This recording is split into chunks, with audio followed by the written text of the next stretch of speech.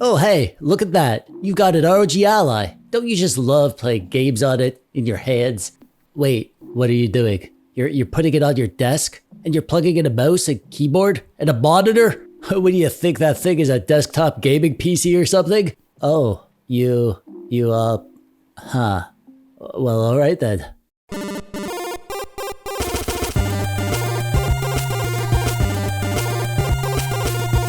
Hello, I'm TechDweeb, welcome. Thanks for clicking on the video today. I've heard lots of reviews and comments online about how the ROG Ally can be used as a desktop gaming PC. And I'm skeptical, you know? I know it is a PC, but when you're sitting at a monitor with a mouse and keyboard ready to game, things that feel sort of okay on a tiny 7-inch screen that you're playing in the bathtub might not translate to the full desktop gaming PC experience. So I wanted to know if someone went into this thinking, hey, I'll get a handheld, but I'll also get a desktop PC. How happy or disappointed would they be? Before we get into the gameplay, let me show you my setup here. I have the ROG Ally, obviously. This will be the tower of our desktop gaming PC. So the base of this setup is the dock. This is my JSO docking station, which has served me quite well.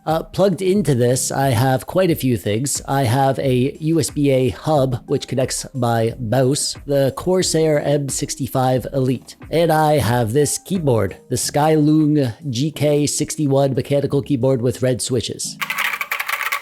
And I have an external hard drive. This is a 4TB hard drive that I have packed with games. And one new thing that I got for this setup is this monitor. I'm pretty excited about this actually. It's a 15-inch portable monitor, and the main thing that makes this monitor special is that it's an OLED monitor. It's just about the highest quality display that you can get on a portable monitor. It looks freaking amazing. With bright, saturated colors and dark inky blacks, 100,000:1 contrast ratio, 400 nits brightness, 100% DCI-P3 color gamut.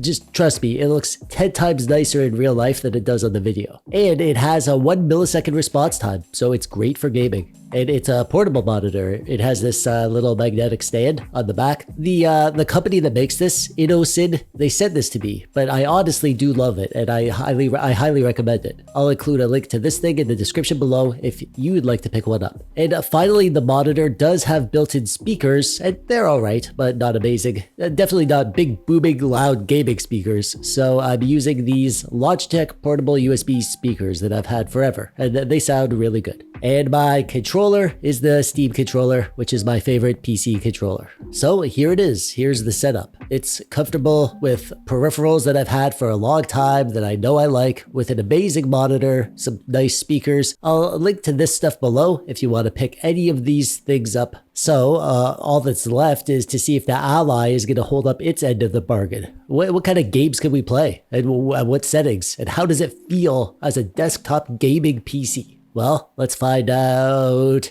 now. Starting off, as always, with Shadow of the Tomb Raider. This is one of my favorite games of all time, but also my favorite game to do benchmarks on. It's sort of my standard candle because I always test this game whenever I do PC testing, so I know exactly how it runs on a variety of hardware. Here, we're running at 1080p native medium settings, and we're getting 38 FPS on average. That's good. It's not amazing. I want more than this out of a desktop gaming PC, but giving credit where credit's due, this is viable. I don't mind playing third-person, single-player action games with this sort of FPS. It's a fine experience, and the game looks great at these settings. Even on the bigger monitor, you could totally use the Ally to play some really nice-looking games at native 1080p resolution. Just don't expect to be blown away at how high you can push the graphical settings. Here's The Witcher 3 Next Gen, 1080p with balanced FSR, and this is actually the high settings. I thought it was medium, but after I realized it was high. So considering the fact that we're getting 36 FPS on average isn't too bad at all. And you would get way more than this if you went down to low. Again, Not quite what I'd want for a desktop gaming PC, but it works, you know? Especially since this is a third-person action game. So this feels sort of like one of those mini gaming PCs. Obviously, it has the benefit of having it all bundled together with a controller and a nice 120Hz screen and a booming sound system that you can take with you and play on the bus or whatever. So it's not really a like-for-like comparison to any desktop gaming PC. But if you're planning on using this as a gaming PC, I want to keep it in perspective. You can get an actual gaming PC that does this for a lot less than the cost of the Ally, even if you can't carry that with you in your backpack. Plague Tale Requiem is the most demanding game that I tried today, I think. I'm running at 1080p, quality FSR, low settings, and I got 32 FPS on average. A really nice looking game, as you can see. Probably one of the nicest looking games I've ever seen, actually. So the fact that it's playing at all on a handheld is pretty impressive. It's playing fine, quite enjoyable for most of my gameplay, except at this one part of the game where I go into this area with lots of foliage. The FPS dropped down to like 20 FPS, so obviously we'll need to go down to 720p and maybe even add some balanced FSR to keep that FPS above 30 FPS the entire time. Maybe some of you would consider this unplayable, but I think it's just on the edge. If we could get these dips above 30 FPS, I'd be able to enjoy the game like this. I didn't bother tinkering with it too much because I had lots of other tests to run, like this one, Red Dead Redemption 2. A very nice looking game and a pretty darn demanding game. But of all the games in my Steam library, this was the one that I was most excited about because it did run on the Ally and it ran well, which I did not expect. This is 1080p with a low to medium settings mix, but with ultra textures, and I got 36 FPS on average. Now, again, this isn't what I'd expect out of a full-size desktop gaming PC, but it works, you know? It feels like a legit desktop gaming experience. Maybe a bit toned down, but the fact that we're playing at some decent frame rates and really good textures and a mouse and keyboard on a monitor, if you let yourself forget that you're playing on a handheld, it does indeed do the job of a dedicated gaming PC. I've played this game a ton on the PC, and this feels really familiar playing it here. This test alone was such a good experience that it convinced me, to be honest. But you should still watch the rest of the video anyways, because there are some fun little revelations. Like this one here. This one is Kingdom Come Deliverance. This game is built on CryEngine, and when it was launched, it was very demanding. One of those graphical showcase games that brought lots of systems to their knees. And the fact that I'm playing it right now on a $700 handheld gaming PC is kinda blowing my mind. This is 1080p, medium settings, and I got 49 FPS on average. The game runs well when you're playing on the handheld with a controller, but it's a first-person game, so obviously it feels better with a mouse and keyboard. This is a really good game. I keep intending to put more time into this one. Remind me to do that, okay? I wanted to toss in a racing game because I know some people like racing games. I like them fine every now and then. I get the urge to do some racing. I don't have Forza 5. I know everyone tests that one, and it's really well optimized and it runs well on lower-end systems, but I have Need for Speed Heat, so that's what you're gonna get. This is a really good racing game, by the way. Not as optimized as Forza, but it's a great looking game, at least.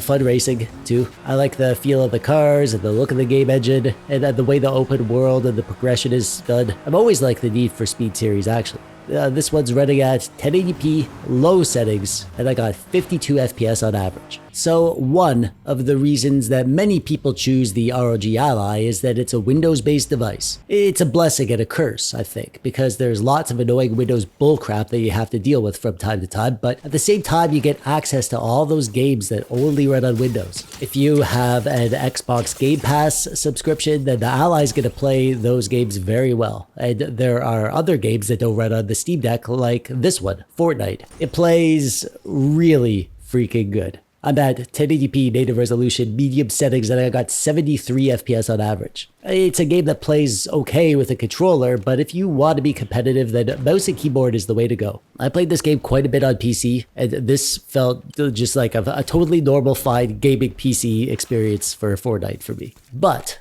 What about really high refresh rate esports style games? I wanted to see how well the Ally would work if we had like a 165 Hz gaming monitor. I'm running at 1080p with the lowest competitive settings, and I got 178 FPS on average. I'm no CSGO pro, as you could probably see, but even my noob fingers can feel how well this plays. It's super responsive. And then this monitor, it's only 60 Hz, but that 1 millisecond response time is freaking snappy, man. CSGO isn't a graphical showcase game or anything, so it's not surprising that we could get some really high FPS, but you do need a decent CPU to push good frame rates, and the Z1 Extreme that we have in the Ally is definitely capable enough. I played a few indie games. I didn't record everything, but this game is one that I really enjoy, and I got lots of questions about what game this was the last time I showed it. So this is Morbid: The 7 Acolytes. It's like a top-down, pixel-based, retro revival style Souls-like game.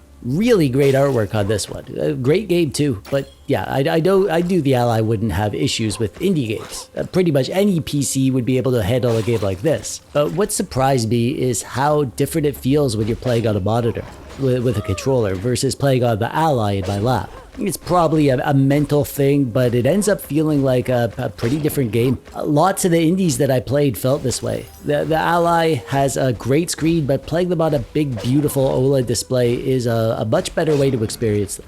This is one of my favorite games of all time, Crusader Kings 3. It can actually be pretty demanding, this game. Lots of these strategy games can be more CPU intensive, so you couldn't get this running very well on the Steam Deck, for instance. Not to mention that the Steam Deck's 800p screen makes this game difficult to actually play. But with a mouse and keyboard in desktop mode with a monitor, it works well. And on the Ally, I was able to crank the settings up to the max. It's not a game that you need great performance, but you definitely notice when you're not running at close to 60 FPS. Even just like using the menus and stuff, which you do a lot in this game. This isn't the kind of game that plays well in handheld mode because you need a big screen. So if you have this sort of setup, if you have an Ally, you can kind of get the best of both worlds. Yeah, you can play those games that don't run well in handheld mode on your Ally-based desktop gaming PC. I intended to test it out quick just to record a few gameplay clips, but I ended up playing for like an hour. And the entire time, I basically forgot that I was playing this off a handheld. It just felt like an ordinary desktop CK3 experience. And finally, I wanted to play an older first-person shooter, something that we could crank the settings up and get some really high FPS, so I chose the GOAT, Half-Life 2. It came out almost 20 years ago, but it holds up, mostly because of the tight gameplay and the great story, but even the graphics are still really nice looking, in my opinion. We're running at 1080p, maxed out graphical settings, and we got 182 FPS on average. This is a classic PC game, definitely a great mouse and keyboard game, and it feels great playing like this. Yeah, I doubt you'd find any game from 20 or 15 or even 10 years ago that you couldn't max out the settings and play with over 100 FPS on the Ally.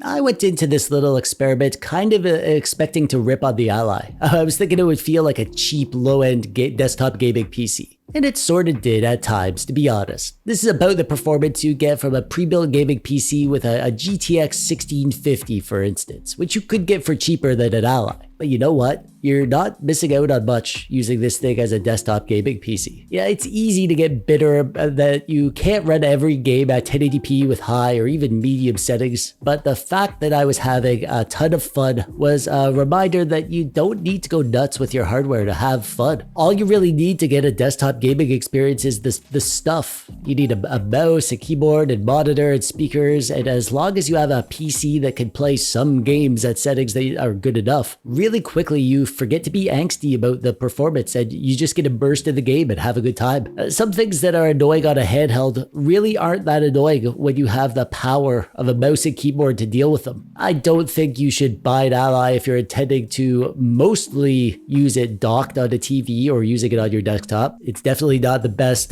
bang for the buck if that's your main use case, but if you have an Ally, I highly recommend at least trying this once just to see what it's like because it's a pretty cool trick. And that brings us to the end. This is going to be my last Ally video, unless I buy one for myself. I'd like to thank Mark, my subscriber, who graciously lent this to me. I had the pleasure of meeting him and hanging out. We played a board game and talked about handhelds. He's an awesome dude. Check out his board game podcast, So Very Wrong About Games, link in the description below. I'm actually excited to play more Steam Deck now that I've spent so much time on the Ally over the last couple of weeks that it'll be nice to return home to the deck. And who knows, maybe I'll miss the Ally and get one at some point. We shall see. Just like how I'll see you again in the next video because you're gonna click the subscribe button so you don't miss it. And also while you're there, you might as well click the thumbs up button if you like the video, or don't if you didn't. And that's it from me. I'm TechDweeb. Thanks for watching. Bye-bye.